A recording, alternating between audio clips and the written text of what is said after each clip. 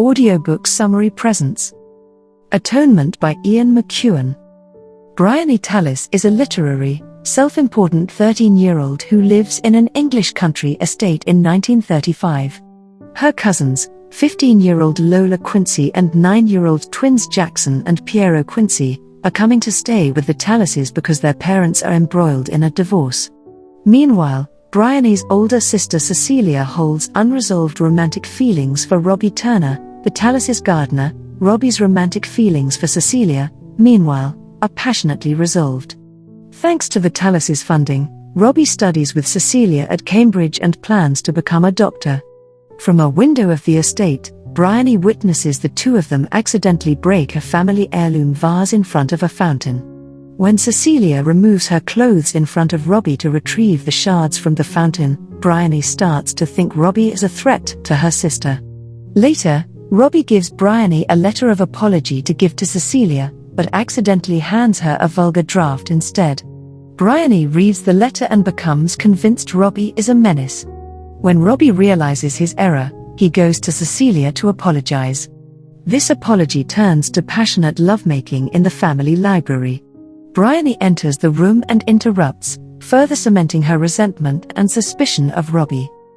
The family gathers for a dinner to commemorate the visit of Leon, the oldest Tallis child. He has brought a friend, Paul Marshall, with him. Paul is the heir to a chocolate fortune.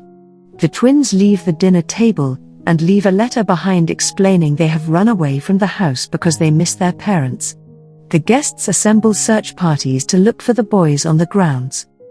Bryony, searching alone, finds Lola being raped in a remote part of the estate. The assailant runs away before Bryony can identify him, but as she consoles Lola, she convinces both Lola and herself that she saw Robbie commit the crime. Bryony leads Lola back to the house and delivers her story to all the adults present. Policemen arrive and Bryony testifies that she saw Robbie commit the crime. After many hours, Robbie returns to the house with the twins. He had been searching for them alone all night. When he gets back, he is taken into police custody. Part 2 resumes after Robbie has served 3.5 years in prison for Lola's assault. During that time, he has been in constant correspondence with Cecilia, even though she has not been allowed to visit him in person. She has cut ties with her family and started a career as a nurse.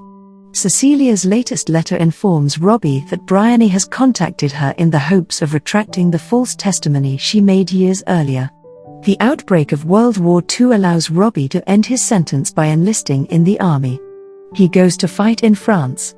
When Part 2 begins, he must walk to the coast with his comrades Corporal Nettle and Corporal Mace in order to evacuate with the British forces.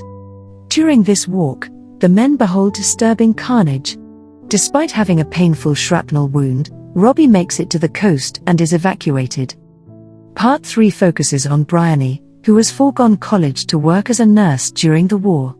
Work is demanding, and she is intimidated by her overseer, Nurse Drummond.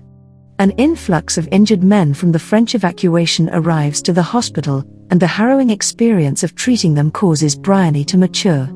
In her rare free time, Bryony writes stories, which she submits to magazines unsuccessfully. A letter from her father informs Bryony that Paul and Lola are to be married. She attends their wedding and, afterwards, pays her visit to Cecilia. Unexpectedly, Robbie is present as well. The atmosphere is tense, but Bryony agrees to take the steps necessary to alert her family and the relevant legal authorities of her change in testimony. Cecilia and Robbie see Bryony off, and Bryony understands that after she finishes the tasks she agreed to, she must begin an in-depth process of atonement. The book's epilogue reveals that this atonement process was to write the preceding novel itself. Bryony, now 77, narrates in the first person. She has just been diagnosed with irreversible dementia. She describes going to a library to donate her correspondence with Corporal Nettle, used to write this book, and afterwards attends a birthday party thrown by her surviving relatives, including Piero and Leon. While Bryony longs to publish her memoir, she cannot do so while Paul and Lola remain alive. They are now well-connected socialites and will doubtless sue her for libel. Bryony admits that her novelization has changed some details, For example, Robbie and Cecilia both actually perished in the war, but her fiction allowed them to live. But she reflects that even though achieving atonement will be impossible for her, her attempt to do so is indispensable.